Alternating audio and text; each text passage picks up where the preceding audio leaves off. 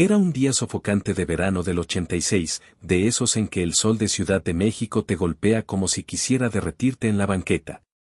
Llevaba 5 años trabajando como mesero en la esquina del Sabor, un restaurante pequeño pero lleno de vida en la colonia Roma. Los manteles a cuadros estaban algo descoloridos, las sillas de madera crujían con cada movimiento, y el ventilador del techo giraba perezosamente, como si también estuviera agotado por el calor. No éramos un lugar de lujo, pero la comida era de esas que te abrazan el alma, enchiladas que picaban justo lo necesario, tacos dorados que crujían en la boca y un pozolito que te hacía olvidar cualquier problema. Los clientes, desde oficinistas hasta familias, siempre se iban contentos, y eso me hacía sentir que, aunque el trabajo era cansado, valía la pena. Pero ese día del 86, pasó algo que me marcó para siempre. Todavía lo cuento, y se me pone la piel de gallina.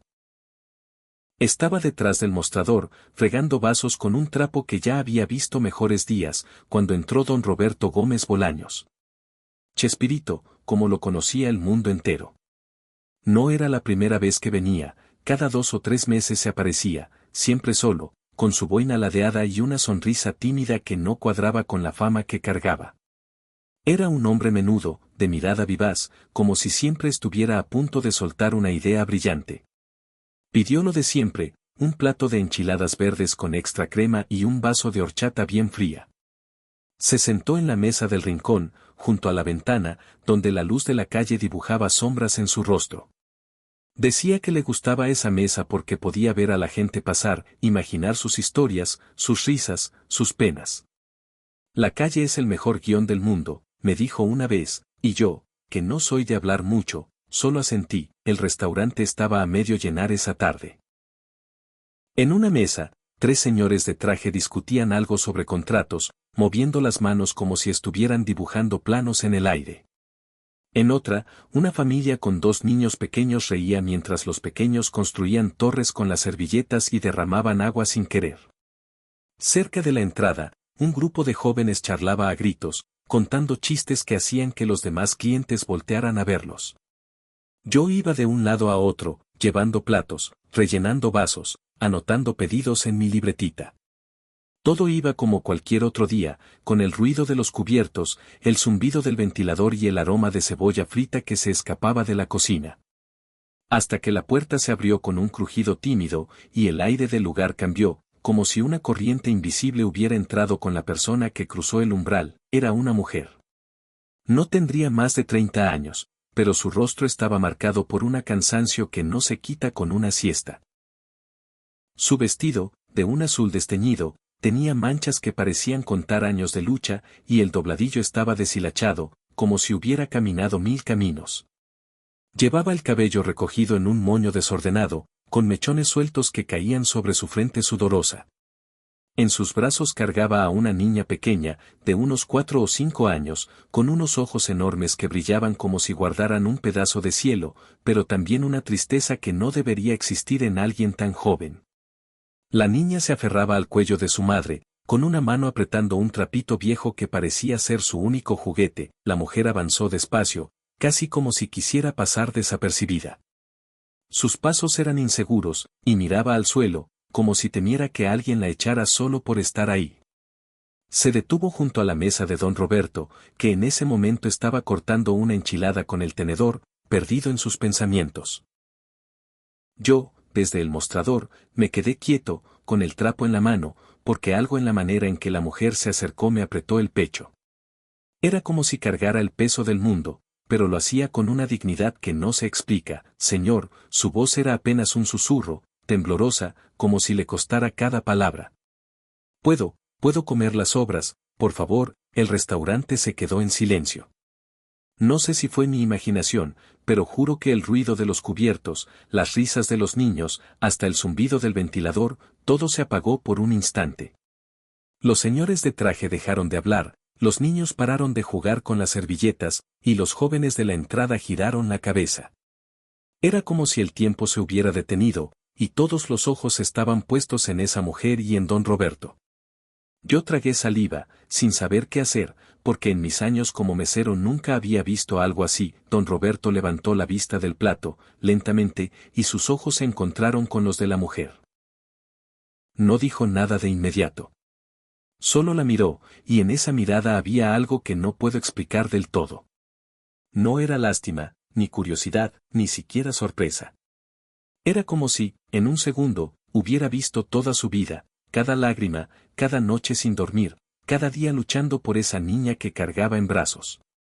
La mujer, nerviosa, apretó a la niña contra su pecho, y la pequeña, Marisol, miró el plato de enchiladas con unos ojos que mezclaban hambre y una esperanza tímida. ¿Cómo se llama tu pequeña?, preguntó don Roberto, con una voz tan suave que parecía una caricia. La mujer parpadeó, como si no esperara que le hablaran con tanta amabilidad. Tartamudeó antes de responder: Marisol, señor. Se llama Marisol. Don Roberto sonrió, y fue una de esas sonrisas que te hacen sentir que el mundo no es tan cruel como parece. Se inclinó un poco hacia la niña, que lo miraba con una mezcla de timidez y curiosidad. Marisol, ¿te gustan las enchiladas?, preguntó, como si estuviera hablando con una princesa. La niña asintió, escondiendo la cara en el hombro de su madre, pero no pudo evitar una sonrisita. La mujer, todavía temblando, murmuró: no queremos molestar, señor. Solo, no hemos comido hoy, y, no tenemos. Don Roberto levantó una mano, con suavidad, como si quisiera detener sus palabras antes de que la vergüenza las terminara. Luego se puso de pie, y yo, que seguía clavado detrás del mostrador, pensé que tal vez iba a ofrecerle su plato o a pedirle al cocinero que preparara algo para ellas. Pero lo que hizo después me dejó sin palabras. Se acercó al mostrador, con ese paso tranquilo pero decidido que tenía, y me habló en voz baja, como si no quisiera que nadie más escuchara: amigo, ¿cuántas personas caben en este restaurante? Lo miré, confundido. ¿A qué venía eso? ¿Quería reservar el lugar para una fiesta o qué? Pero respondí, todavía con el trapo en la mano: pues, unas 40, don Roberto, si llenamos todas las mesas y apretamos un poco. Él asintió, como si estuviera haciendo cálculos en su cabeza, y luego dijo algo que me hizo abrir los ojos como platos: prepárenme comida para 40 personas. Enchiladas, tacos, pozole, sopa, lo que tengan de bueno. Y que sean porciones generosas, ¿eh? Yo lo pago todo. Me quedé helado. ¿Comida para 40 personas? ¿Así, de la nada? Miré al cocinero, que asomó la cabeza desde la cocina con una cara que gritaba: ¿qué demonios está pasando?, pero no había tiempo para preguntas. Don Roberto tenía esa chispa en los ojos, esa misma que ponía cuando el chavo tramaba algo en el programa, y yo supe que esto no era un capricho. Le hice una seña al cocinero, que empezó a mover sartenes como si su vida dependiera de ello, y yo corrí a la bodega a sacar más tortillas, frijoles, todo lo que pudiéramos necesitar. Mientras tanto, don Roberto volvió a la mesa y le habló a la mujer, que seguía de pie, con Marisol en brazos. No sé qué le dijo exactamente, porque el ruido de la cocina me tenía ocupado, pero vi cómo la invitó a sentarse en una silla vacía a su lado.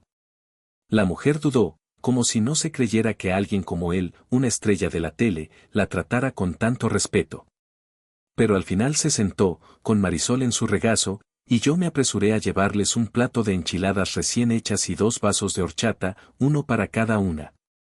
La niña miró la comida como si fuera un milagro, y la madre, aunque todavía nerviosa, le dio un mordisco pequeño, como si quisiera asegurarse de que no era un sueño. El restaurante empezó a llenarse de un murmullo nuevo.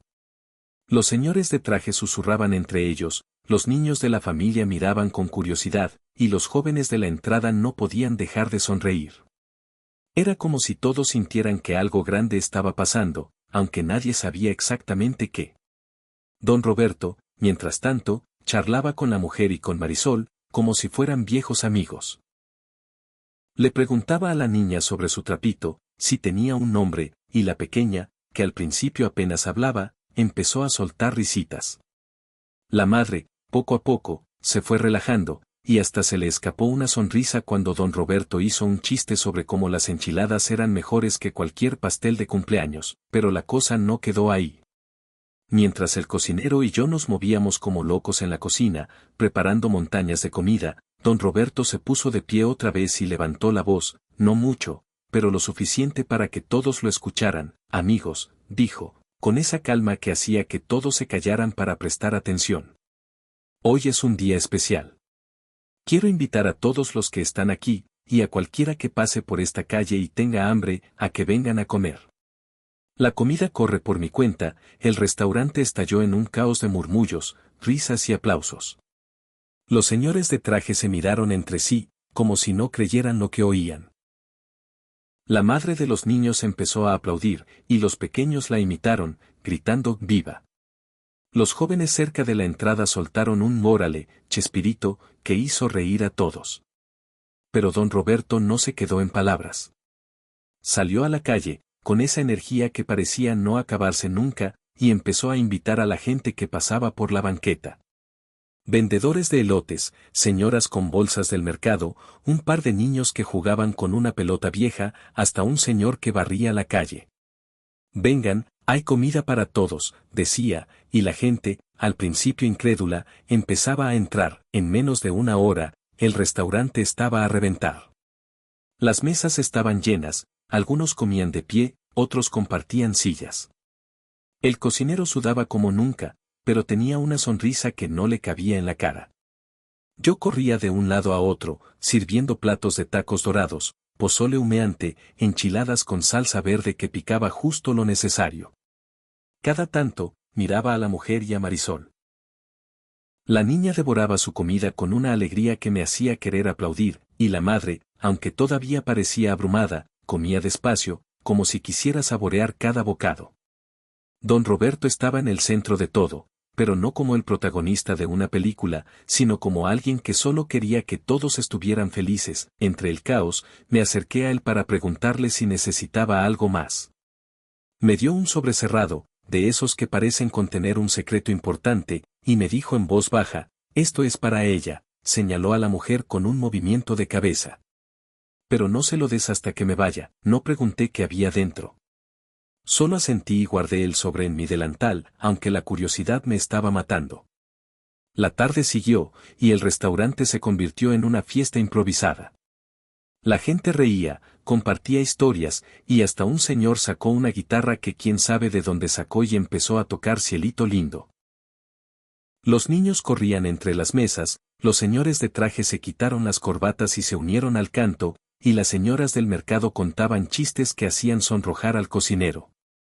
Era como si, por un momento, todos en ese restaurante fueran una gran familia, y don Roberto era el que había encendido la chispa. Cada tanto, don Roberto miraba a la mujer y a Marisol, y yo veía en sus ojos algo que no puedo describir del todo. Era como si supiera algo que nosotros no, como si estuviera planeando algo más grande de lo que ya estaba haciendo. Hablaba con la mujer, le preguntaba sobre su vida, y aunque no escuché todo, alcancé a captar pedazos. Ella le contó que su esposo las había abandonado hacía años, que trabajaba limpiando casas cuando podía, pero que los últimos meses habían sido duros. No había trabajo, no había dinero, y a veces no había comida. Marisol, dijo, no había ido a la escuela porque no tenían ni para los zapatos. Don Roberto escuchaba con atención, sin interrumpir, y cada tanto le hacía una caricia en la cabeza a la niña, que ya lo miraba como si fuera un superhéroe. Cuando el sol empezó a caer y la luz anaranjada se colaba por las ventanas, la gente comenzó a despedirse. Algunos le daban la mano a don Roberto, otros le daban abrazos, y las señoras del mercado hasta lo bendijeron con lágrimas en los ojos. Él sonreía, agradecía, y seguía siendo el mismo hombre humilde que había entrado horas antes. Pagó la cuenta, y cuando vi los billetes que dejó en el mostrador, supe que era más de lo que el restaurante ganaba en un mes. No solo pagó la comida, sino que dejó una propina que hizo que el cocinero y yo nos miráramos como si nos hubiera tocado la lotería. Antes de irse, don Roberto se acercó a Marisol, que ya estaba medio dormida en los brazos de su madre, con la panza llena y el trapito apretado en la mano.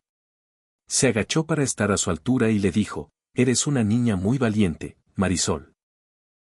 Y las niñas valientes siempre tienen un lugar especial en el mundo. Le dio un dulce que sacó de su bolsillo, como si fuera un mago sacando un conejo de un sombrero, y la niña sonrió, aunque sus ojitos ya se cerraban de sueño.